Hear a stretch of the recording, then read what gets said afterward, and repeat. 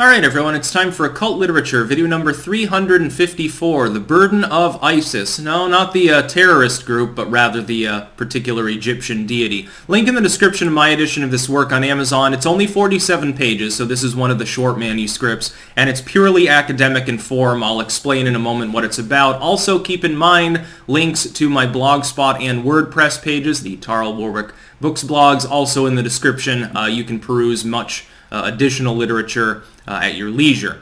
This particular work is a translation of a couple of ancient Egyptian papyri, essentially, and it's interesting because it's a series of invocations specifically involved with the story of Osiris, of course, killed by his brother, avenged by his son, gets cut up into pieces, and Isis has to reassemble the body. This is part and parcel of the mummification process. Of course, the different organs are removed, stored separately in jars and preserved, and then the mummy is cleansed through this process and then preserved separately. It's the same thing.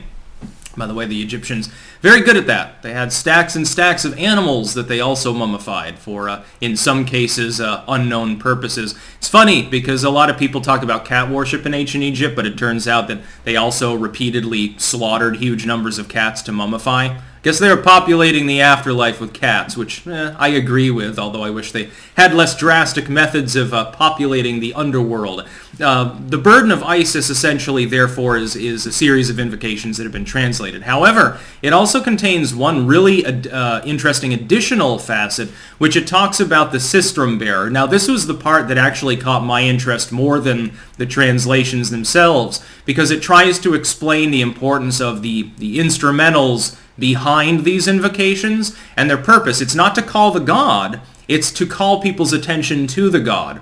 And I thought of Sonic Occultism, which was a work I wrote like 5 or 6 years ago, and some of the beliefs that I have with regards to the use of music and sound within an occult or spiritual context.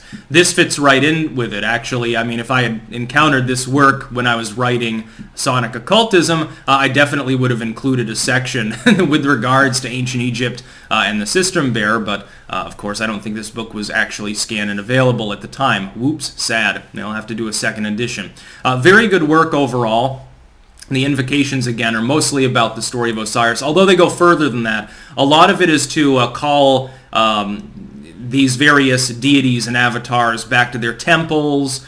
This deity rules over this city, and it goes through. It's like a laundry list of the different deities at one point, several pages actually, and which cities they sort of reigned over, calling them to remember their cities, return to their temples, fear no darkness, come aid thy people, bring the rains, still the rains, make the crops to grow, make the papyrus grow, and so forth. Very interesting.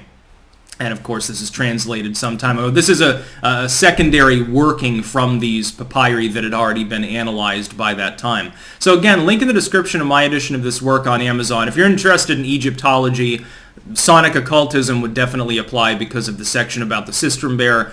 This is a very good work. I think that a lot of people would really enjoy it. Again, second and third links as well to my books, blogs. There is other Egyptian material I am currently editing. I'm flying through, I think, 4 separate works on ancient Egyptian religion specifically right now, in addition to another work on Apollonius and a few others. So I've got a fairly full platter at the moment. That's about all. Peace out.